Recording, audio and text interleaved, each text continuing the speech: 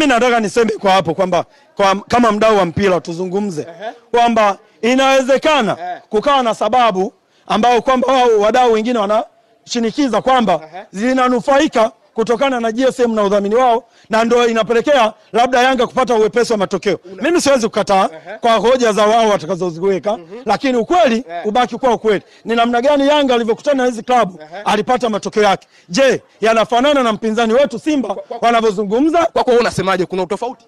Mimi na uchebe ukizungumza. Utofauti naweza nikasema unaweza ukawepo kwamba, lakini mimi nakuja kusema kwamba kunaweza kukawepo na uhusiano fulani wa matokeo, lakini haipelekei maana moja kwa moja kwamba Yanga kapata uwepesi. Lakini tunachokuja, mimi nasema lawama zangu nazipeleka moja kwa moja kwa kamati ya kwa shirikisho la mpira Tanzania TFF, maana walitunga kanuni mbovu ya kuruhusu kama mtu mmoja adhamini vilabu vingapi zaidi ya 100.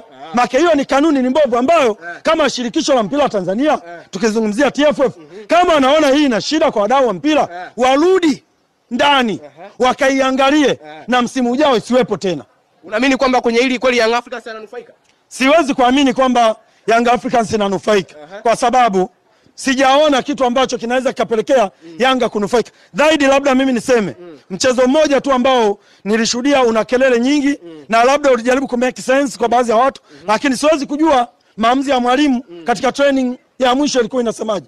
Mchezo wa Yanga dhidi ya Singida Black Stars ambao ulifanyika KMC, mchezo ule ulionekana baadhi ya wachezaji ambao walikuwa tegemeo hawakuonekana kipindi cha awali, na Yanga tukaweza kumwadhibu goli 3-1.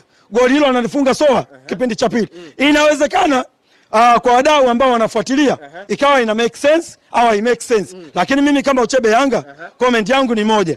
Je, training ya mwalimu ya mwisho ilikuwa nini? Lakini pia narudia pale pale, shirikisho la mpira Tanzania TFF ina kila sababu ya kurudia kanuni zao za ligi yetu kwamba zinanufaisha watu au haziwanufaishi, na kama zinawanufaisha wazitengue mara moja ili ligi yetu kama wadau wa mpira tuweze kunufaika.